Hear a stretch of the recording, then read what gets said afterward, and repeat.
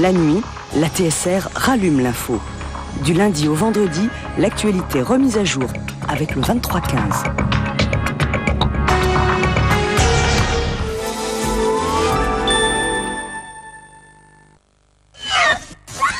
Vous saurez tout sur l'engagement des banques cantonales à Expo 02 en consultant le site www.banque-cantonale.ch.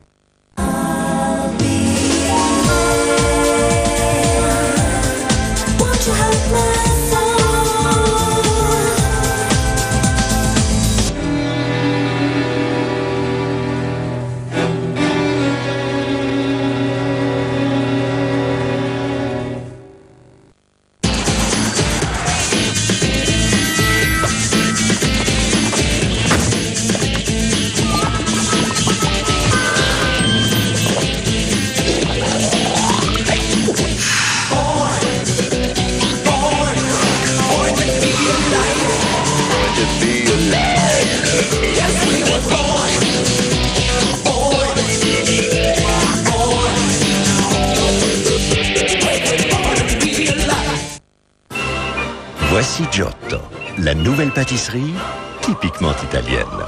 Ciao Giotto!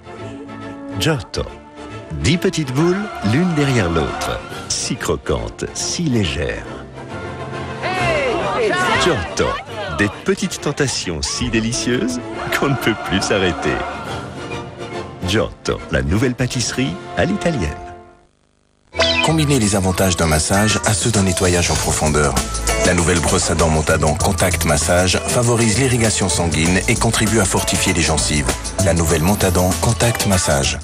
Je me suis jamais préoccupée du calcaire, jusqu'au jour où c'était vraiment la catastrophe. La machine en panne, de l'eau jusqu'au milieu de la cuisine. Alors le plus grand problème, c'est le calcaire. On voit que ce tuyau est rempli de calcaire. Il s'est déchiré, ce qui a créé l'inondation dans la cuisine. Pour éviter les problèmes dus au calcaire, je recommande Calgon. Si j'avais su... Je vivrai plus longtemps avec Calgon.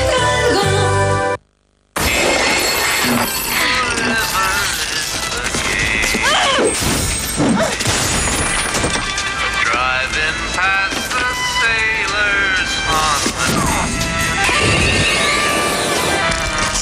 drinking every night with you in my bar. Who could be indifferent? Jusqu'au bout, extrême. Vivez votre vie en accéléré. Pour chaque endroit visité, des millions vous sont encore inconnus. Choisissez une destination. Optez pour les nouveaux pneus Goodyear Eagle F1, issus de la technologie d'un pneu slick de course. Et faites que la planète devienne votre terrain de jeu. À vous de jouer. Nouveau pneu Eagle F1 par Goodyear. We discover, you explore.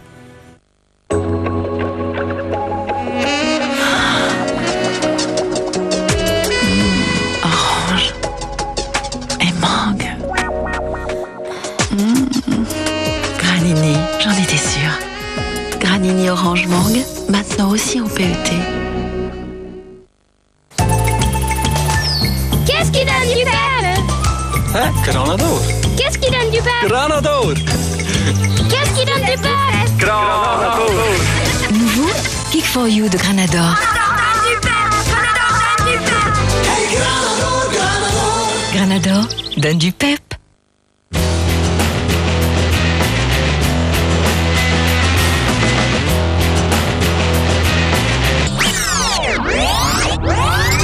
Se sentir sûr quand on a ses règles n'est pas une question de hasard. Imaginez qu'elle ait utilisé une serviette et pas le nouveau tampon OB. Le nouveau tampon OB, le seul tampon avec des rainures incurvées. Le flux est absorbé plus efficacement que par des rainures rectilignes.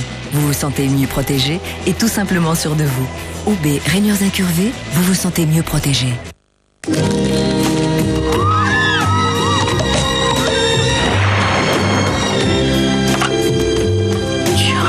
De quoi as-tu envie après un Magnum Snack Size?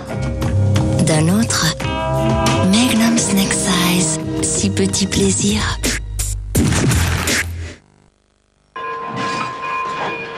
Colgate Total vous annonce une nouvelle arrivée. Nouveau Colgate Total Plus Whitening.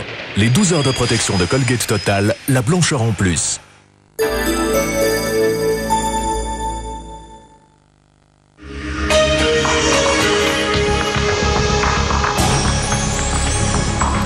Pégase s'envole et lance Expo 02, cérémonie d'ouverture mythologique ce soir sur les 5 Arte-Plages.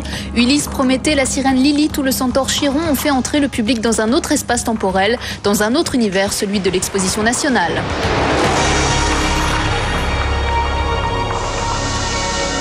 Bonsoir à tous, merci de nous retrouver pour ce 23-15 légèrement en avance sur l'horaire. À 23-15 largement consacré à la cérémonie d'ouverture d'Expo 02. Nous ferons également le tour de l'essentiel de l'actualité en Suisse, dans le monde et en sport. Mais avant ça, je vous propose d'aller tout de suite à Yverdon, prendre la température quelques minutes juste après la fin de la cérémonie d'ouverture. David, bonsoir. Bonsoir Gaël. Alors effectivement, le spectacle vient de se terminer. Nous sommes ici à Yverdon. Les gens sont en train de partir juste là. Ils sont en train de partir plutôt avec le sourire aux lèvres, le sentiment d'avoir vécu, eh bien, je ne sais pas comment vous l'avez ressenti devant la télévision, mais ici, une soirée historique, un moment où la Suisse s'est tout d'un coup suspendue sur 4 lieux en même temps, un 5e en plus, il en compte l'Arte-Plage mobile. Alors, il fait frais maintenant, mais c'est vrai que le ciel a aussi fait un cadeau à cette expo avec de magnifiques lumières ici. Et alors, quelqu'un qui sort d'un immense labeur et qui nous rejoint vraiment juste après le travail, c'est François Rochet. Bonsoir François. Bonsoir. Alors on vous cueille vraiment quelques instants après l'accouchement. Comment vous sentez-vous ? Je me sens pas trop mal, je me sens plutôt mieux parce que cette immense horlogerie a marché et c'est évidemment un immense souci que de passer à travers ces 2 heures sans qu'il y ait une panne de son, une panne de lumière, une panne de communication. Alors je suis soulagé et je trouve que les acteurs, qu'ils soient amateurs ou professionnels, les musiciens ont été vraiment extraordinaires. C'est-à-dire que les dernières générales et la soirée ce soir, il y a eu une sorte de progression permanente et ça me réjouit et je les remercie du fond du cœur. Oui. Est-ce que vous qui avez suivi ce spectacle, qui l'avez travaillé des semaines et des semaines, quand vous l'avez vu ce soir, est-ce qu'il y a encore des moments qui vous ont ému ? Oui, ce qui m'émeut toujours, c'est effectivement le travail des acteurs qui tous les soirs, ou des chanteurs, je veux dire, de voir Sina, de voir Erika, de voir Pascal Auberson, de voir Valentin Raymond mener ces 4 orchestres, ça m'émeut tous les soirs. Et après le spectacle, après tous ces mois d'efforts, quel est le réflexe ? Le réflexe, c'est d'écouter, de laisser traîner l'oreille, savoir comment les gens réagissent, ou au contraire, on se met dans sa bulle et puis on attend que ça passe ? Non, maintenant c'est vrai. Maintenant, j'ai livré avec mes collaborateurs le fruit de notre travail et je crois que maintenant, c'est le public qui est créatif, c'est le public qui critique, qui apprécie, qui discute et je crois que la balle est dans leur camp. Alors le débat effectivement peut commencer, puis effectivement va nous rejoindre également Pascal Auberson que l'on a vu en Ulysse tout à l'heure sur le bateau. Alors je vais vous laisser justement pour démarrer cette discussion avec vous François Rochet, écoutez aussi les premiers avis en studio, je vous redonne la parole Gaël.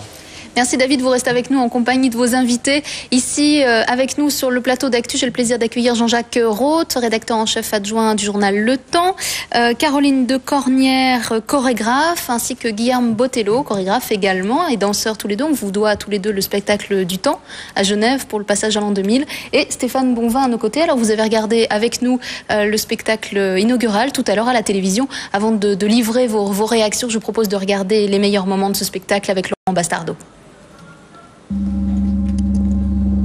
Temps décalé, temps suspendu. Pégase, héros d'une autre époque, synchronise le temps qui passe, le temps de la musique, de la danse, de la mythologie, mais aussi de la réflexion. 20h49, en ce jour de grâce du 14 mai 2002, l'Expo nationale, après des années de préparation, de vicissitudes, de bonheur et d'angoisse, vit enfin son envol. Dans le ciel, l'homme prend une autre dimension.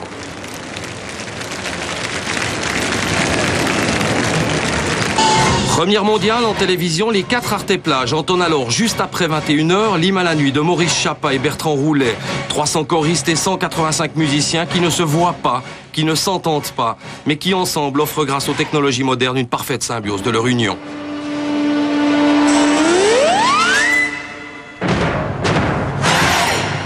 Quatre Arte-Plages fixes, mais également celui du Jura qui vogue au gré des vents et des vagues. Ulysse, alias Pascal Auberson, est le patron de ce vaisseau fantôme nommé le Jurassien Volant. Un vaisseau duquel le chanteur roman en plusieurs langues va interpréter le plaisir des sens, du mouvement et de la fluidité de l'eau.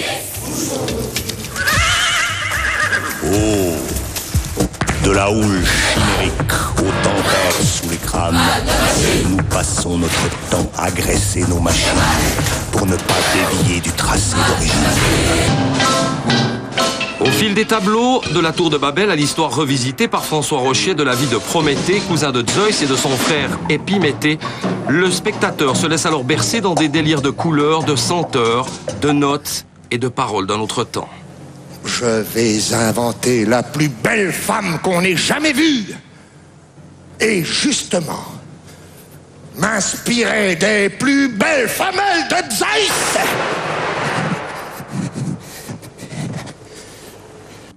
C'est bon sang de pas bien compliqué, Francine. Suffit de respecter les délais, les budgets et mes ordres. Tout comme le clin d'œil politique qui rappelle que l'expo ne s'est pas faite en un jour, ni même en une année. De Pipilotiriste à Jacqueline Fend, Pascal Couchepin et Francis Maté ont bien failli en perdre leur langage et leur sérieux. Installation vidéo. Swiss Stress, ça c'est interrogeant. Cette cérémonie d'ouverture, qui pour certains fait la part belle au rêve, s'est terminée avant le feu d'artifice en musique, avec sur le Jurassien Volant un message pour Ulysse de la star sénégalaise Youssou N'Dour.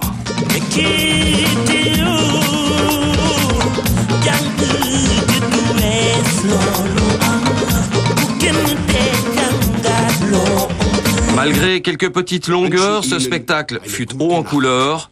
François Rocher a réussi son pari, celui de marier les temps modernes et la mythologie. Reste à l'expo à trouver désormais son rythme de croisière.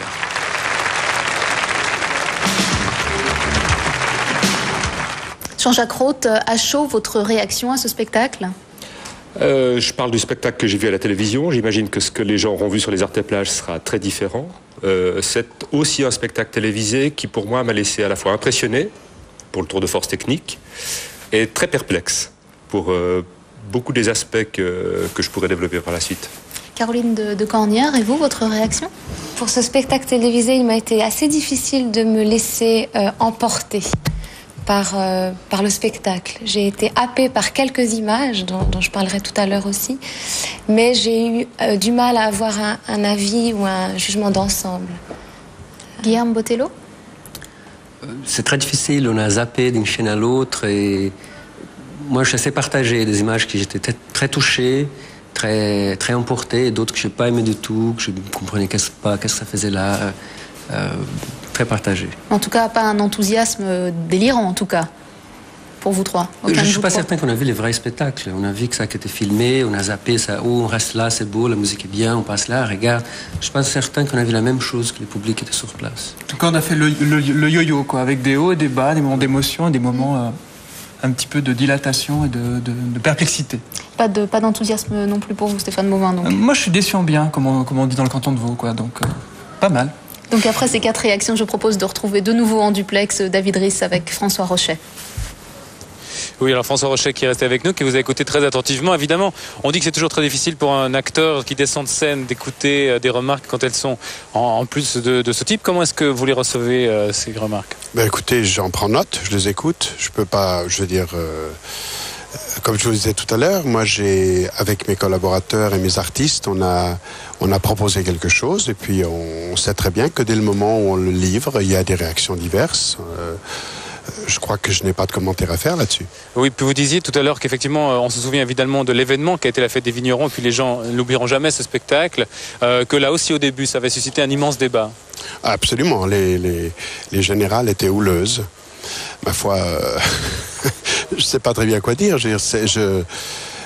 J'espère que d'autres avis sont différents. Oui, parce que c'est vrai qu'il y a aussi les avis du public, des gens qui sont ici, qui ont été englobés par l'atmosphère qui est encore autour de nous. Il y a de la fumée en ce moment, c'est vraiment magnifique. François Rocher, l'idée de conceptualiser au fond ces 4 lieux en même temps, c'était un pari extrêmement osé. Oui, mais c'était une conséquence logique de la définition même de l'expo, puisque l'expo se présente sur 4 lieux pendant 159 jours. Donc je me suis dit qu'il fallait, pour l'inaugurer d'une manière forte, essayer de faire un spectacle qui en 2 heures, au fond, procède de la même manière, c'est-à-dire confronte un temps partagé avec un espace éclaté. Vous-même, vous êtes quelqu'un qui avait beaucoup voyagé. On a fait le parallèle durant la diffusion tout à l'heure. Massimo Lorenzi l'a fait avec cette Ulysse qui est partie et qui a dit qu'il fallait partir. Vous-même, vous revenez aujourd'hui en Suisse et vous faites en cadeau à votre retour ce spectacle notamment. C'est un message que vous avez voulu dire aux Suisses. Il faut partir, il faut se lancer à l'eau et se jeter à l'eau même dans un spectacle comme celui-ci. Oui, alors bien sûr, entre autres, je ne sais pas si on peut appeler ça un message, mais c'est vrai que je crois fondamentalement à la prise de risque et au vrai défi. Je pense que le fait que c'était à la fois un défi philosophique, artistique et technique aussi, cela est très excitant. Et c'est des risques, je crois, qui en valent la peine. Vous avez l'impression que ce pays a de la peine à prendre des risques parfois ? Non, moi je suis pas sûr que des spectacles comme la Fête des Vignerons ou celui-ci soient possibles dans d'autres pays de la manière dont cela a été ici. Donc je trouve que non, je trouve pas que c'est un pays qui ne prend pas de risques. C'est vrai qu'il y a une tendance parfois à vouloir assurer une sorte de sécurité, mais là je dois dire que autant dans la direction de l'expo qu'avec ces extraordinaires acteurs figurants et que des artistes professionnels, tout le monde s'est complètement passionné pour cette aventure un peu particulière, puisque ce soir on peut pas aller tous boire un verre ensemble à moins de faire 80 km. C'est assez bizarre, c'est étrange. François Rocher, alors que même l'Arte-Plage est en train de s'éteindre ici, peut-être se rallumera-t-elle jusqu'à la fin de cette émission. Je ne sais pas, Gaëlle, si vous avez d'autres réactions pour l'instant. Eh bien, nous allons revenir à nos réactions au plateau. Stéphane Bonvin, plus en détail, qu'est-ce qui vous a frappé dans ce spectacle ?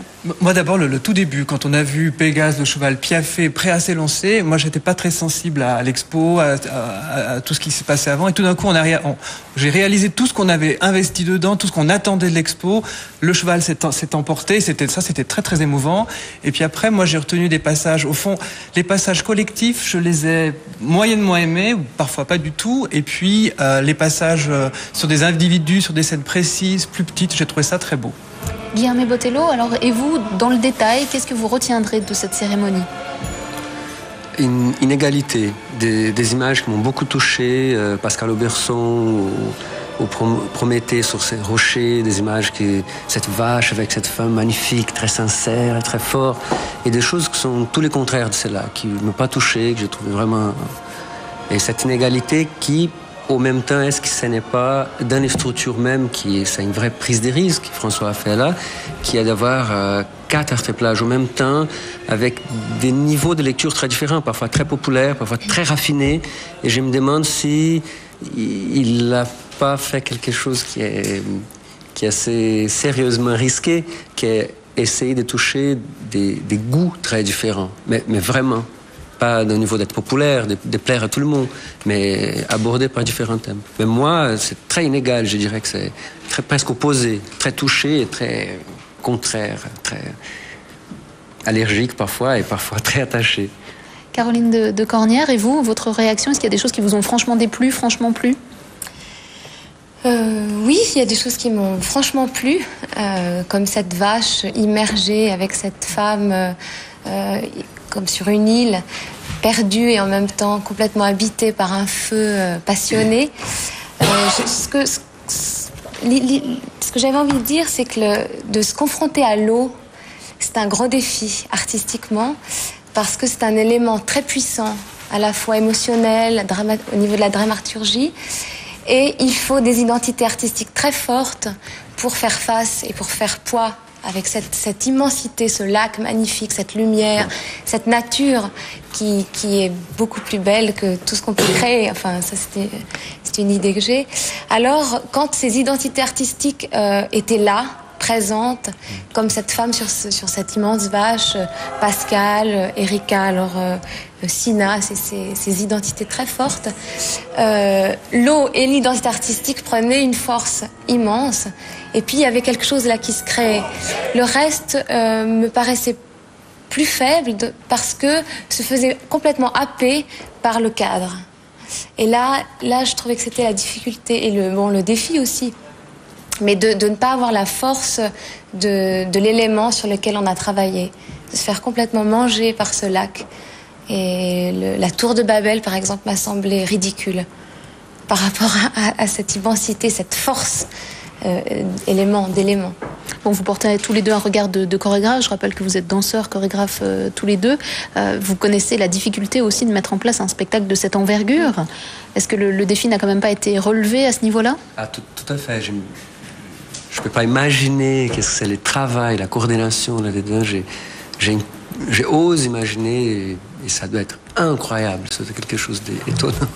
D'ailleurs, c'était tellement... un défi énorme qui est passé là-dessus. Comme il y avait tout fonctionnait la télé, on s'est pas du tout rendu compte du boulot qu'il y avait. Nous, on zappait tranquillement d'une chaîne à l'autre, on a fait son programme. Et puis, comme tout fonctionnait, on s'est pas rendu compte du tout de la complexité, du boulot et de tout ça, puisque tout glissait, quoi. C'est bon signe. Moi, je m'en suis... Ah ouais. Oui, moi, j'ai senti les arrières, les heures et les nuits, les nuits d'insomnie. Parce qu'on a été confrontés de façon beaucoup plus petite à ce genre de défi aussi. Et c'est vrai que c'est un challenge énorme, des responsabilités immenses que de mettre en œuvre un spectacle avec cette envergure-là. Travailler avec des gens qui ne sont pas des professionnels, avec des amateurs comme on en faisait référence tout à l'heure. C'est très très difficile et c'est magnifique. Et c'est peut-être ça aussi que je voudrais rajouter. Cette énergie presque naïve, vierge, de gens qui montent sur scène pour être là à un moment donné. Ça, c'est beau. C'est quelque chose que je trouve très beau, qui passe un petit peu par-delà les considérations critiques, artistiques. Jean-Jacques Roth, votre réaction dans le détail ? Une chose que ce spectacle impose quand même à la télévision, c'est la puissance du lieu. La puissance des lieux, je dirais, parfois en filigrane du spectacle proprement dit, mais c'est vrai que ces dégagements sur le monolithe, sur le lac, etc., ça, tout d'un coup, l'expo prend corps. Et de ce point de vue-là, je pense que le spectacle répond à une mission, c'est-à-dire de donner tout d'un coup chair à ce concept qu'on traîne depuis 10 ans, qui pour la plupart des gens est resté virtuel, etc. Donc là, je pense qu'il répond à une première mission. Il y a le côté tour de force, c'est clair, tout le monde l'a souligné. Bon, le seul fait qu'il soit accompli, étant donné en plus tout ce que le commentaire télévisé nous rappelle comme exigence artistique, comme exigence technique, etc., c'est remarquable. Et puis, il y a une tonicité du spectacle qui est dans son risque même. François Rochelle soulignait à juste titre, je pense, le fait d'oser ces 4 lieux différents, tout ce que ça a impliqué comme conception même du spectacle, d'éclatement, etc. Et je pense que François Rochelle a eu le courage d'aller au bout d'une logique d'éclatement, c'est-à-dire 4 spectacles différents, 4... des infinités de musiques différentes, de styles différents, de théâtre, de ballet, de fêtes populaires, de comédies musicales, etc. Mais à force de s'éclater, à la fois il réalise le tour de force qui s'était donné pour mission d'accomplir, et en même temps quelque chose se perd en termes de sens. C'est le sentiment que j'ai eu, c'est l'impression qu'on avait une sorte de zapping, courant d'une chose à l'autre, pour ne rien rater.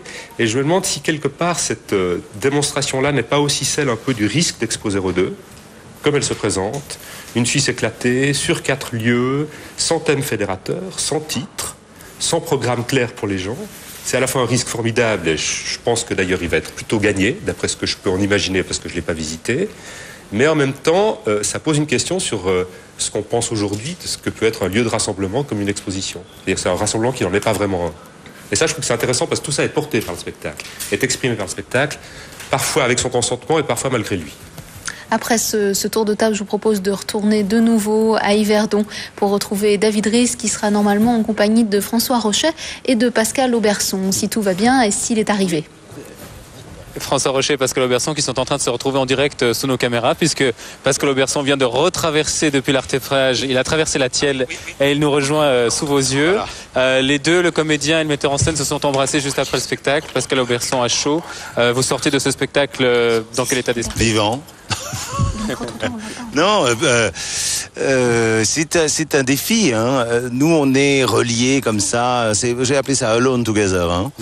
On est reliés par radio, et puis on arrive, on repart. Donc on n'a pas la globalité. Il y a que François qui sait ça. Moi, personnellement, je me marre et ça se passe bien.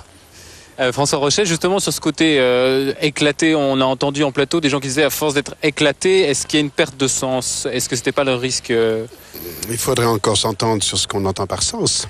Je veux dire, est-ce que le sens aussi, il n'est pas éclaté? C'est vrai que quand on travaille dans 4 lieux, on aborde le sens autrement que quand on est dans un lieu. Et peut-être que le sens est beaucoup plus dans une approche structurelle que dans une histoire linéaire. Et sur le défi technologique, au fond, à quel moment est-ce que le défi technologique, c'était un petit peu ce qu'on entendait, risque pas d'absorber au fond le message artistique? Moi, je vois pas tellement de contradiction là. Je me dis que ce qu'on essaye de faire ici, c'est au fond d'exprimer un état de l'être humain aujourd'hui. Est-ce qu'on vit pas toujours un peu comme ça, ici et ailleurs? Est-ce que le 11 septembre, on l'a pas aussi vécu? Et où était le sens, là? C'est-à-dire de tout d'un coup d'être alerté par un téléphone en disant il se passe quelque chose à New York, d'allumer la télévision et tout d'un coup de voir sous nos yeux, à 12 000 kilomètres, un événement aussi catastrophique. Quand je prends mon attel et que j'appelle quelqu'un qui est à Moscou ou qui est en Afrique du Nord, je peux tout d'un coup être, je sais pas, dans une gare et j'oublie complètement ce qui est autour de moi. Je suis complètement avec la personne qui est dans cet autre pays. Alors, c'est un peu ça que nous essayons d'exprimer aussi. Ça nous dépasse en même temps.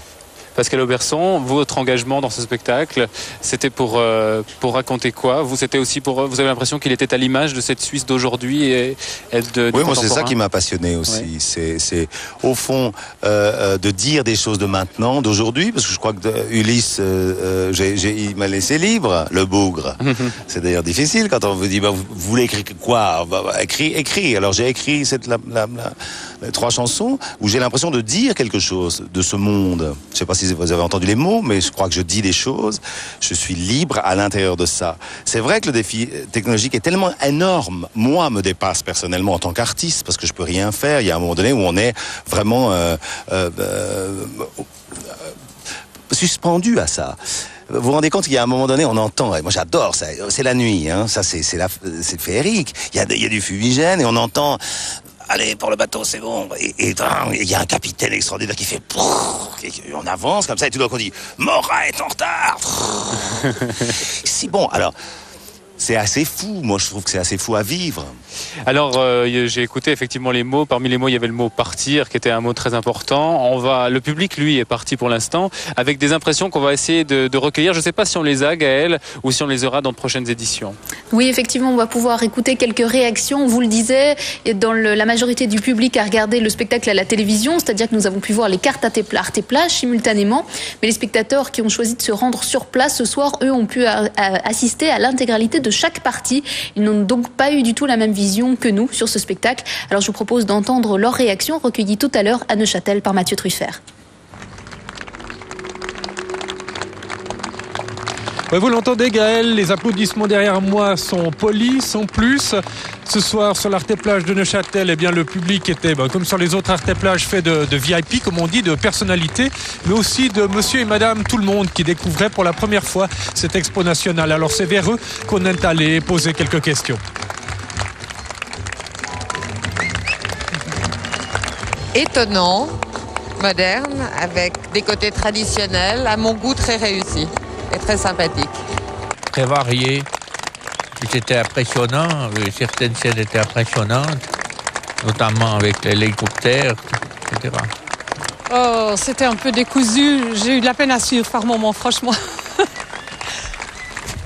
Oh mon Dieu, j'ai trouvé ça absolument fabuleux. Mais je pourrais pas... Je suis un peu trop ému là pour dire exactement tout ce que j'ai ressenti. Je suis juste un peu déçu de la fin, là, le public, il y a un léger flottement. On ne sait pas si c'est la fin ou pas la fin. Il y a juste ça que tout le monde se lève. Ça m'a un peu surpris là. Voilà, c'est tout. Merci. Merci beaucoup. Oh, un peu difficilement compréhensible, mais il faut déjà être érudit pour tout comprendre. Elle est très bonne, très bonne. À lire à la presse, j'étais un peu sceptique, mais vous souvenez des personnels et j'ai beaucoup aimé. Je suis enchantée, c'est vrai. C'est un moment de rêve, de balade. Ça m'a beaucoup plu. Absolument, oui. C'était très varié. J'ai bien aimé le jeu avec les hélicoptères. Et puis, c'était assez en 3 dimensions. J'ai trouvé ça assez sympa. Ouais, on a eu beaucoup de plaisir et c'était superbe, vraiment. Mais écoutez, je crois que c'était vraiment féerique, surtout avec le paysage qu'on avait là derrière. Ce spectacle de couleurs et de lumière, c'était vraiment très très beau, très intéressant.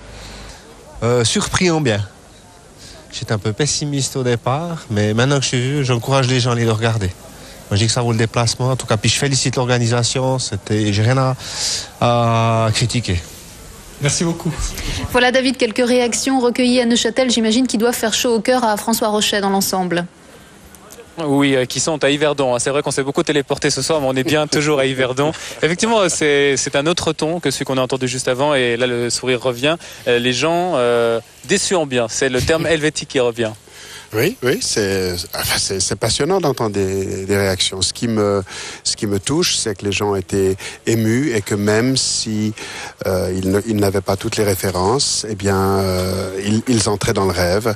Et ça, c'est vraiment un peu notre but. C'est-à-dire que oui, qu'on ne se sente pas, quand on dit Ulysse, pour moi Ulysse c'est Pascal Auberson, c'est pas Ulysse, il faut pas lire 3 livres là-dessus, il suffit de l'écouter, puis c'est Ulysse, c'est l'archétype d'Ulysse, et si les gens peuvent recevoir ça, je trouve ça formidable.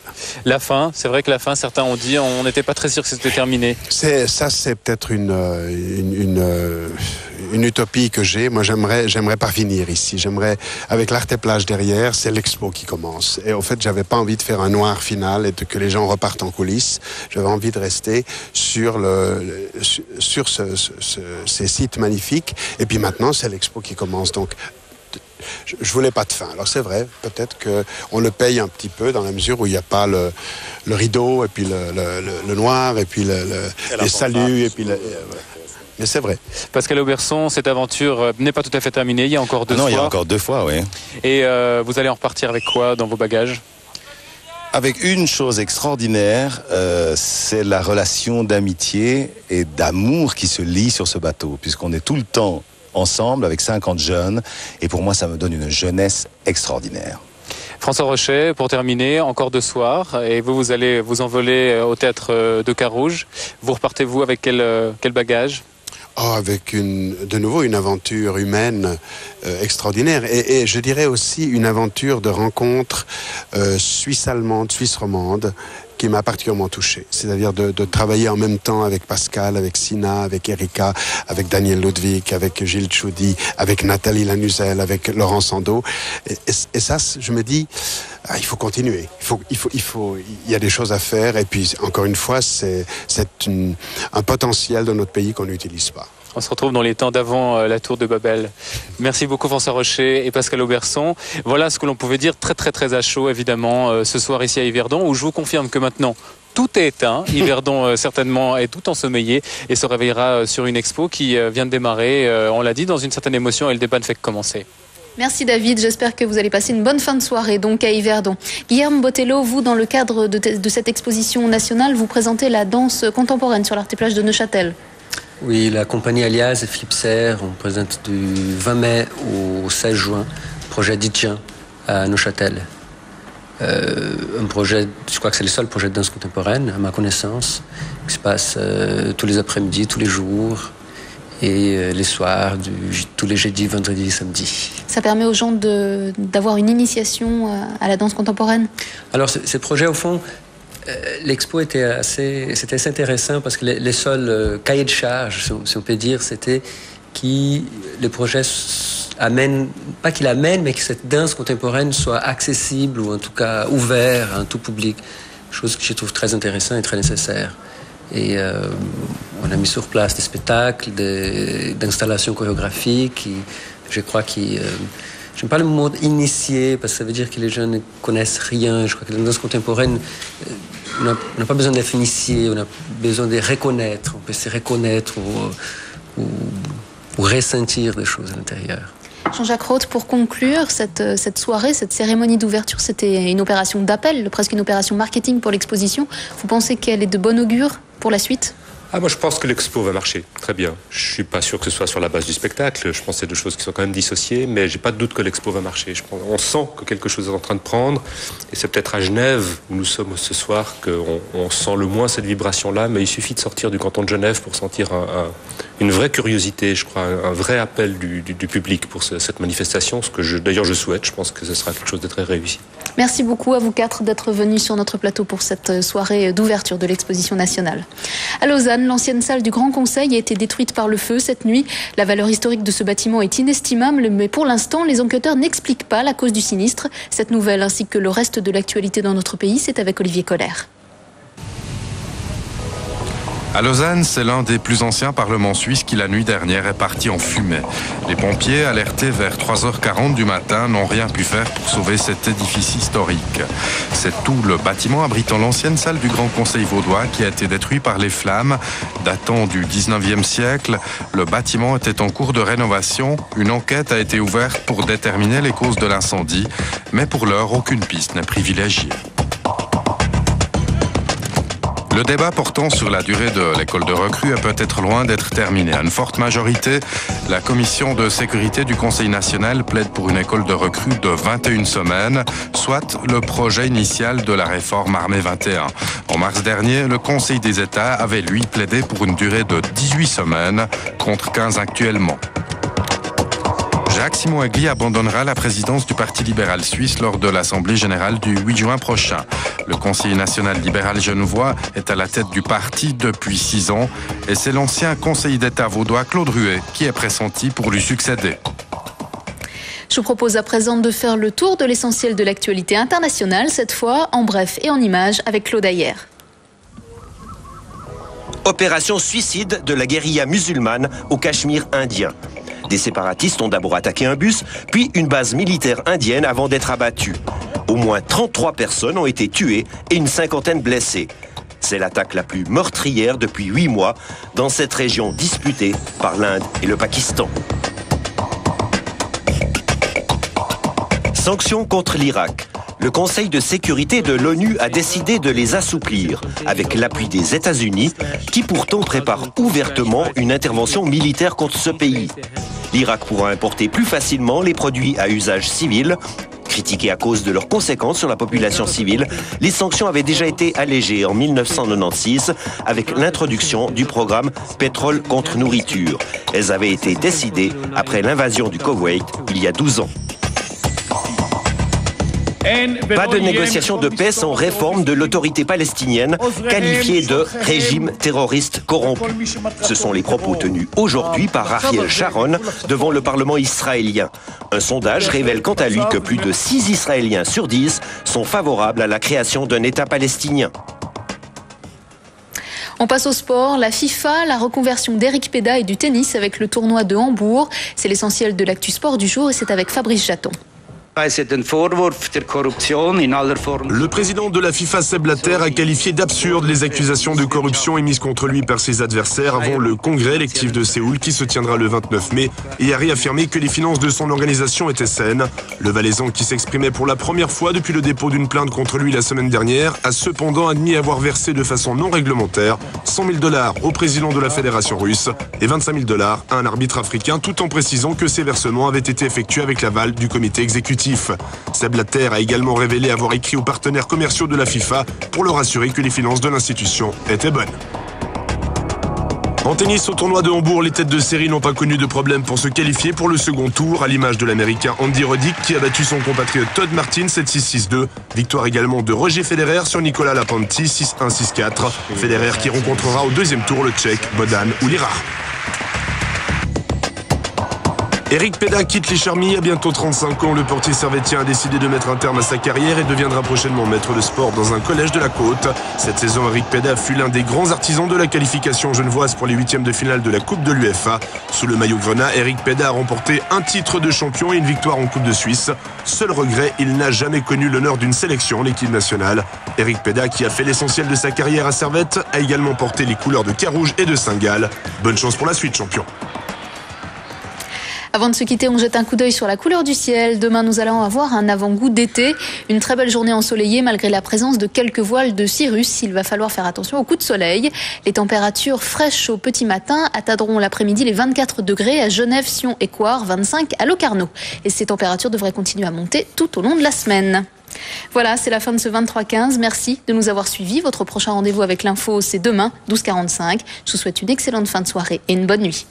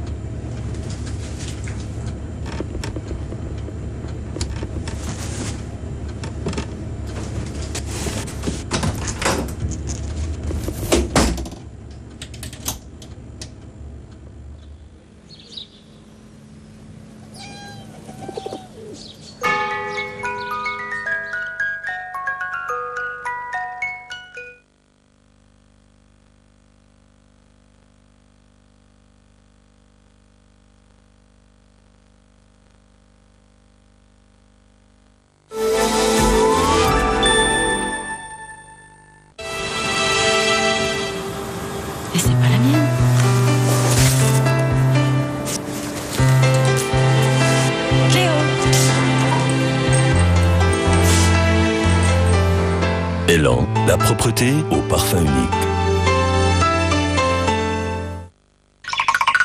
Attention, voici les nouveaux Ricola Fresh Pearls à mâcher. Pour une haleine naturellement fraîche. Ricola.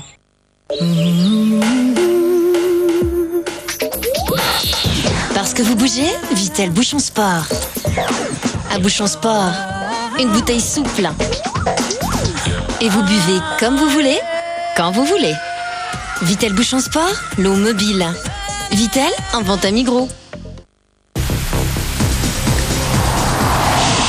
Découvrez de nouvelles sensations au bain de Lavey. Les bassins, les saunas, les bains turcs, de jour comme de nuit.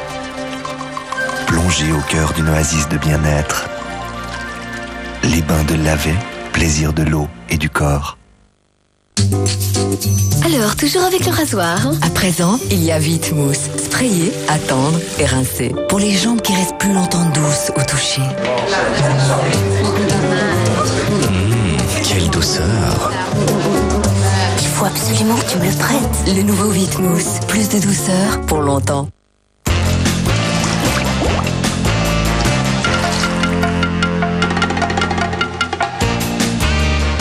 Balisto. Oh, d'un goût exaltant. Et tellement riche en bonnes choses. Balisto. Oh, bon à croquer.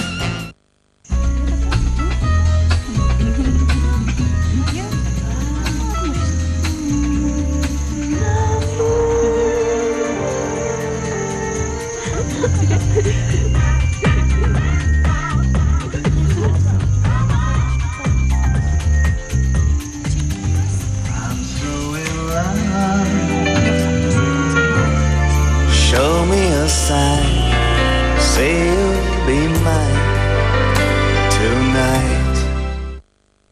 Essayez vite les 4 nouveaux Balistos. Tous bons à croquer.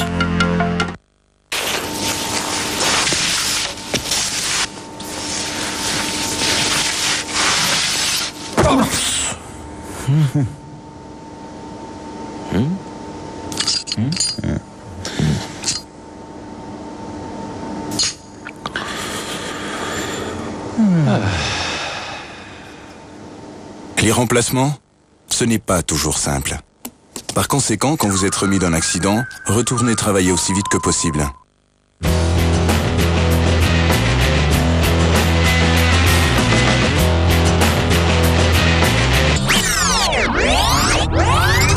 Se sentir sûr quand on a ses règles n'est pas une question de hasard. Imaginez qu'elle ait utilisé une serviette et pas le nouveau tampon OB.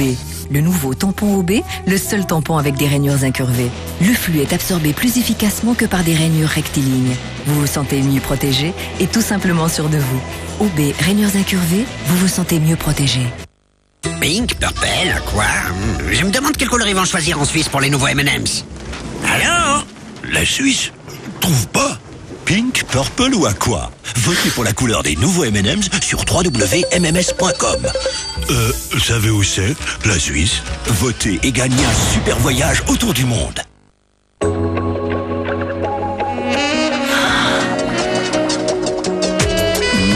Orange et mangue. Granini, j'en étais sûre. Granini orange mangue, maintenant aussi au PET.